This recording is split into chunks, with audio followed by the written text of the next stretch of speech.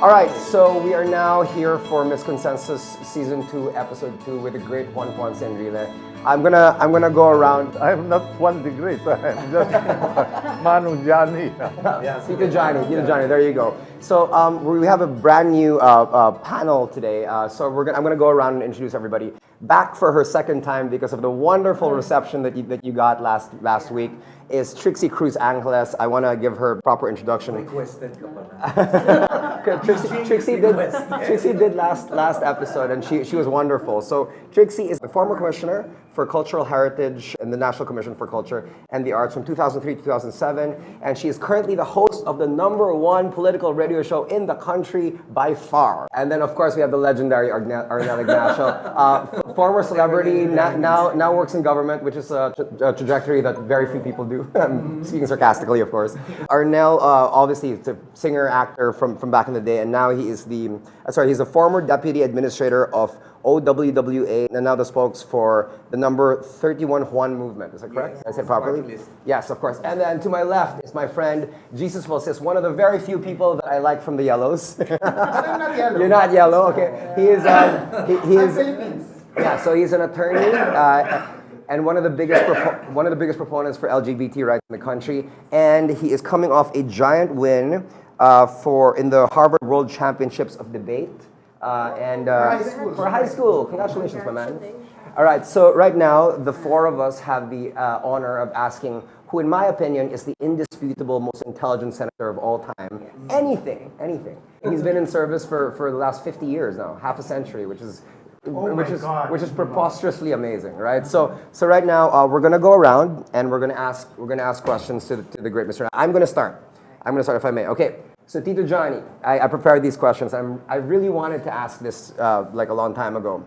Who is the most popular Philippine president of all time? Is it Ferdinand Marcos or Rodrigo Duterte? It's hard to compare. It is, right? It is. Because they operate in different periods of the country with different problems. Right. The problem of the country is not uniform all throughout. Although, if you talk of security, of course, they all dealt with it in different ways. You know?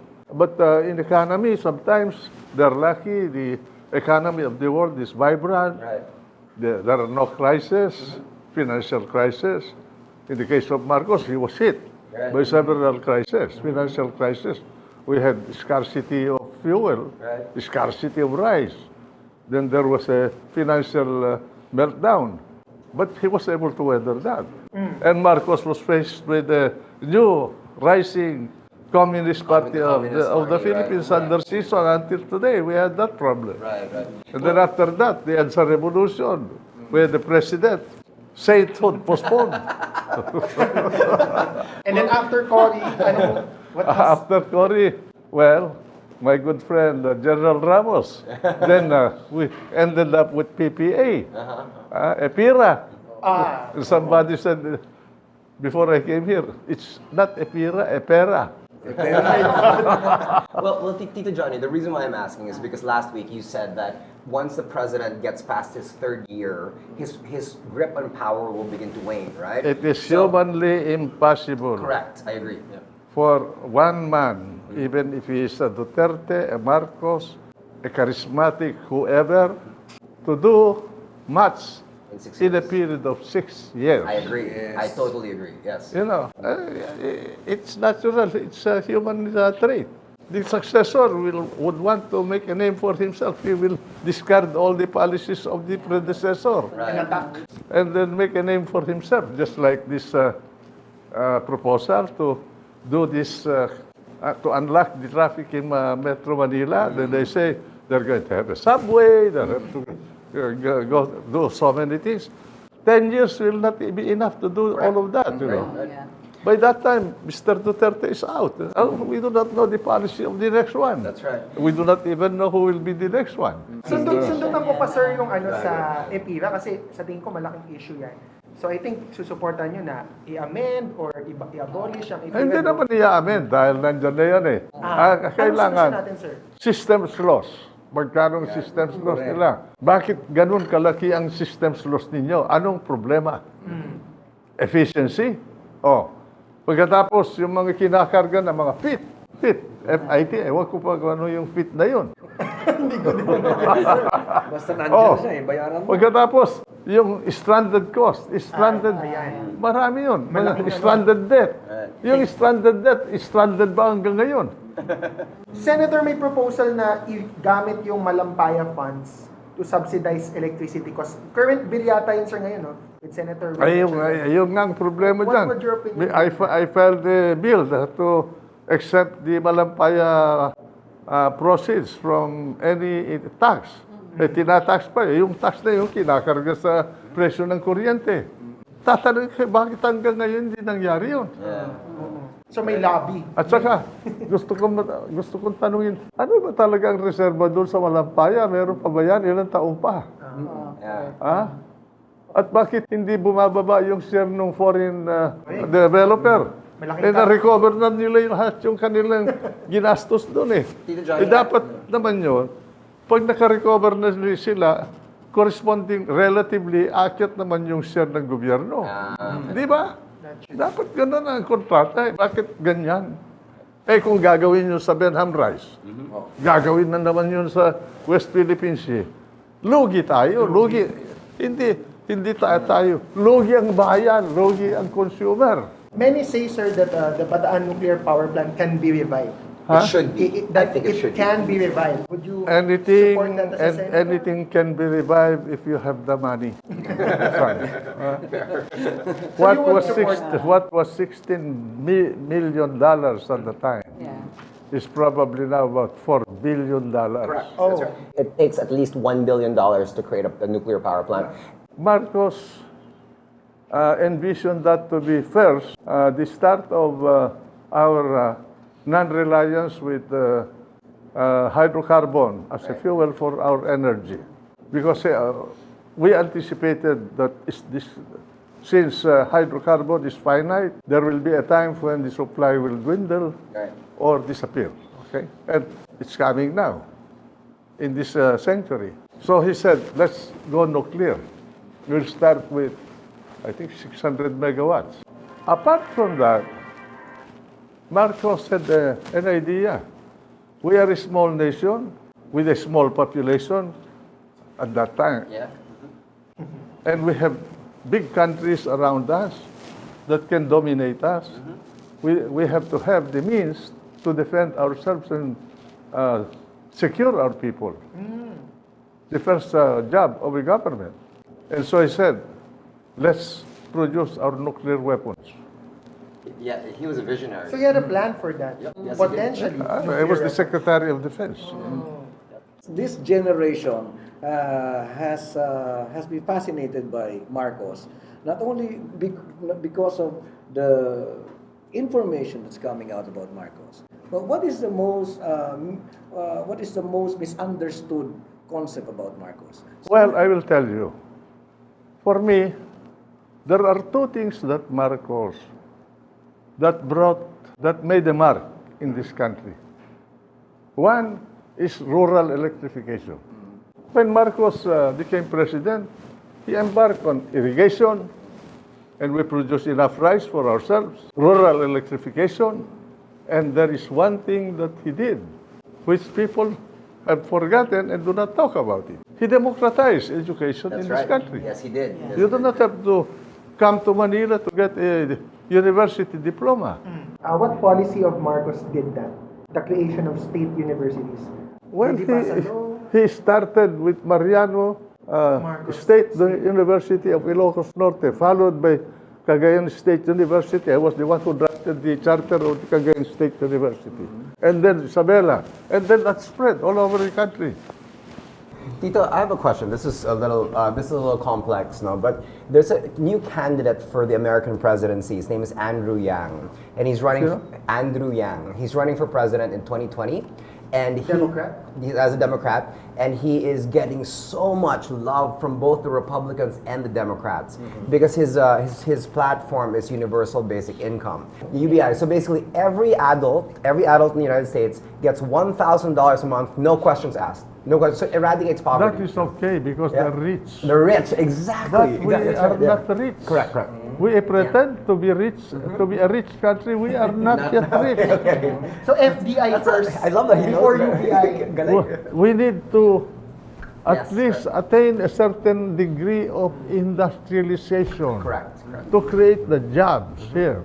That's why I'm advocating for our educational system, subsidize Yeah. the training of scientists, subsidize the training of mathematicians, and encourage the enrollment of bigger volume of Filipinos students in engineering in order to build this country. Right. China did that, Russia did that, Uzbekistan is doing that, all the Eastern countries are doing that, and we are not doing it. So, unfortunately, parang sa bansa natin, sir, lawyers are more highly regarded than scientists. I mean, no offense to us, no, di ba? Scientists, engineers, architects, they're the ones who To build a country, you do not need lawyers. Unfortunately, I'm sorry to say that. I'm a lawyer. We have a different role. I share the sentiment. So, Go ahead, Arnel. alam niyo na yung mga binabanggit niyo, I'm very sure, maraming taon na. So what went wrong? Bakit ganito pa rin tayo? Paano naman, gusto natin palaging populism Aha. We are not really thinking of building a country. You think democracy is really good for the Philippines when everybody... That is why I'm on a long-term basis. These are short-term, yung sinabi ko. On a long-term basis, we have to decide. We cannot, I'm not sure whether we can afford a federalized system. The burden on the people will be too much. But we can easily afford a parliamentary system. Yeah. Contract the size of the government, the spillover, produce jobs in the private sector for them to go to, so that it will make the system more efficient. And Senator, sa parliamentary, I think Kung institutionalized parliamentary, the Prime Minister can stay for 30 years kung magaling siya or vote of no If he's confidence. a William if not. Pitt or And you don't a need- Disraeli or whatever, or Chamberlain or whatever. And you don't need to Or a abolish. Churchill. Or a Churchill. That's right. Now, you can kick him out also if he is Quickly. quickly. But the president is there always, as a symbol of the state, the unity of the people. So historically, what went wrong? Just like Stalin when he left his Soviet Union, he wrote the maps, and that's why they're having problem.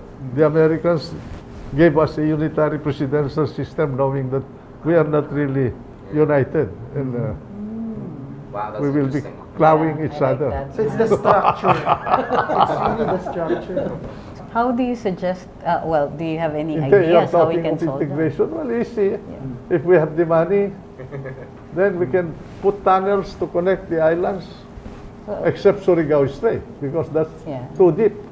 Or bridges. Bridge. Then you can Bridges, put a linkage I think Roro. that's part of the build. We're building a lot of bridges now. Yeah, should but see the them. question is, build is good, but where do we get the money? We're borrowing. We're For borrowing, the most- but but there's that's- also tax that's- reform. We have to be very careful in Yeah, borrowing. I We have to agree. study the world economy. That is why I am advocating that we should have people doing nothing but this. What about tax reform? How do you feel about the current, the proposal? Plane 2, Plane 3, it's all the way there. We did Plane 1, tax reform. I will have to restudy all of this. Really? Do Is- you is- find that? Like for instance, tarification. Oh, yeah. What are the sectors that will be affected? You have the interest of the farmers, Yes. okay, the agricultural sector. Then you have the interest of the consumers. You have to balance this. Now, but over and above this, there is a third thing that we must consider. From the viewpoint of security, always, you have to input that. Food security, because the moment you have gutom in the country, no president can handle it. Right.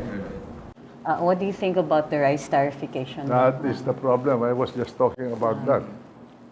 It is a good palliative for a short period, but we should not allow ourselves to become dependent for our food supply Importation. on the goodwill of other countries. We should have our own food production facilities in the country. But if we are going to depend on imported food, if war erupts in the mainland of Asia, especially within the Mekong Delta, which is not far-fetched, Yeah. Vietnam. how would you feed 13 or 15 million people in this space known as Metro Manila in 1 week without supply of food here? You'll have food rioting. Tito Johnny, I have a question also regarding legislation. Recently, Bong Revilla got into hot water again because this is actually quite funny because a reporter, I believe it was from ABS-CBN, but I'm not sure. A reporter asked a loaded question. He or she was trapping Revilla. He or she asked, are you for the death penalty when it comes to plunder of anybody in government? Now, obviously, this is a trap. It's a trap question because if he says no, people are going to say you're trying to save yourself. If he says yes, people will be like, oh, you're hypocrite, you're suicidal. So obviously, it was a loaded question, and he handled it poorly. His PR team did not give him the right. In my case, Yeah. I am against that penalty. Me too. I am too. I am against I was that gonna ask you this penalty. so much. You cannot, Yeah. once you kill the person, if he is innocent, you can not revive him and I completely say, agree. I'm sorry that I killed you. Right. Yeah. Ay, pero just to, Now, Sorry. life imprisonment, you make him ponder about his guilt for the rest of his lifetime. That is, to me, much worse punishment than killing him. He will not remember anymore. Right. Well, the United States has they have an elevated investigative capacity, and they're so much more advanced than we are. Yet they've killed off so many innocent people, only to find out years later that with new evidence and new technology that they're innocent. And you think we can do better here in the Philippines? Don't be silly. Of course not. I think the death penalty is just silly. Only God can make life. I'm not God. I cannot take it. Right. Only God has the right to take it. Whatever reason you may give, I'm against that penalty. Me too. I cannot be more than my Creator. I'm sorry, but that is a matter of faith. Basta yun na yun. are you very religious, sir? Huh? Are you very religious? Religious in the sense that I go to church every day. Yeah, but he also is very open to criticizing the church when they're wrong, right? You Yeah. said this before, yeah. No, human institutions are not perfect. Correct. Any human institution is not. And as a lawyer, I'm sure separation of church and state. I respect that. Render unto Caesar the things that are Caesar's, and to God the things that are God. What about your opinion on the current discussion, I'm using the word politely, between the president and the bishops? The exchange Well, of... those are semantics in debates. But everything that the president says is subject also, people will interpret it in terms of policy. Yeah, for example, the president very flippantly mentions violence against some bishops. Oh, di ba sinabi? Yes. Even the Pope recognized that. Tagle went to, I saw him on television. Yes, sir. Crying. He was crying Yes, sir. because they accept that there is something wrong inside the church. I've talked to some priests, they would admit that this is a problem. Sexual abuse, sir. Yes, but it's also a problem when the By the way, president's in words some will parts, get interpreted. in some parts of our religion, Christianity, people who preach the gospel are also married. Yes. Only in the Catholic Church is celibacy a part of the vow. Yep. The statistic in 2014 was 6% of all priests have engaged in pedophilia. 6%. So every 50 priests Or you've met, abuse in general. abuse, yeah. Kasi So minsan matanda rin ang no, biktima but eh. like this is not just adultery. This is literally pedophilia. So out of every 50 priests you meet, 3 of them have raped the kid. Part of the 6% I represent. That's crazy. That's crazier than the Shabu epidemic here. So. No, but if the church is already encroaching on the policies of government. Like You- what? you, Let's go to the concrete. Oh, if they talk about, like now, every time they talk about, they stand in the pulpit, they talk about politics and go against the policies of government and Well, encouraging people to get angry. The with trouble president. is that What do you say about that? there is a blur, an ambiguity in our system. They're priests, but they're voters. They're a part of our democratic life. They have the freedom of speech, just like you and I. And citizens. And so, if they exercise that right, exercise it within the church, why deny them? In the same manner that even our president will criticize the church if in his opinion there is a fault or somewhere. So I think, as I said, render unto Caesar the things that are Caesar's and to God the things that are God. It's a matter of tolerance. Di ba? And then before, sir, I noticed you did not support same-sex marriage. But most recently, I heard you're for same-sex marriage. You support Why it? should I meddle? We're talking of morality here. What's the difference between two friends wanting to be together for life? Well, he pointed to us. Di ba? Oh my God!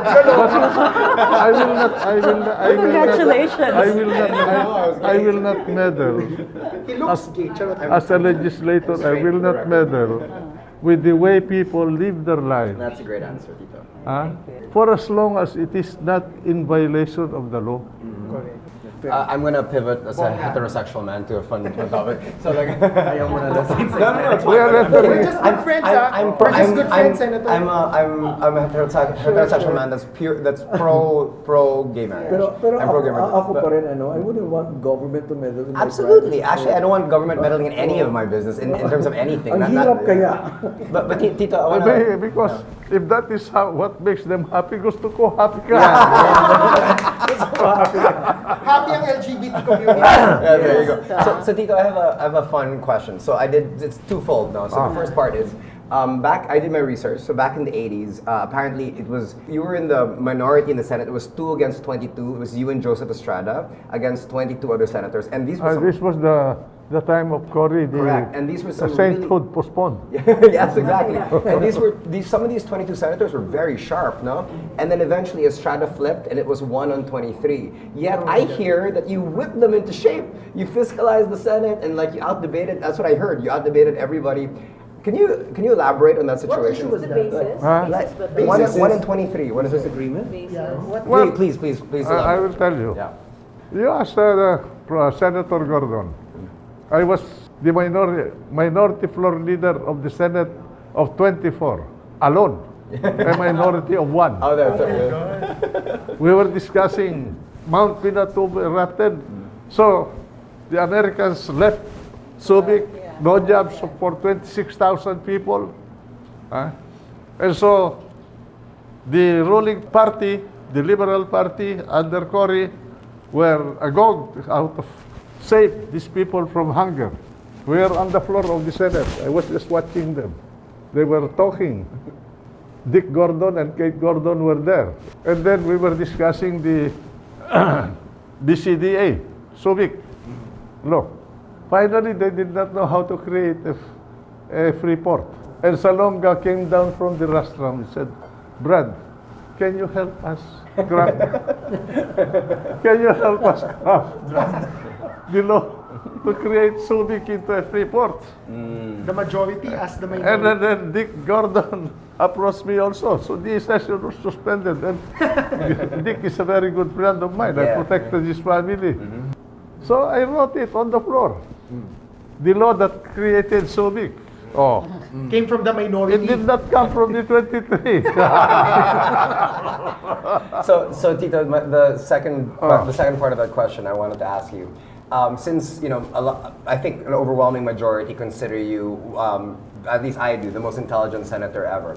Can you name me 2 sitting senators today that you respect? I respect them all. Politics. Trap question, not But trap. It's not a trap question. I respect Tito. He was my colleague. I respect Ralph Recto, because we were together in the House and we were together in the Senate.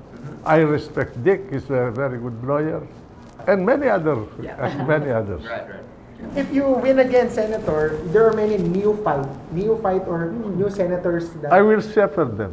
you will If they shepherd want to them. be shepherded. In interpolation, mga ganun, sir.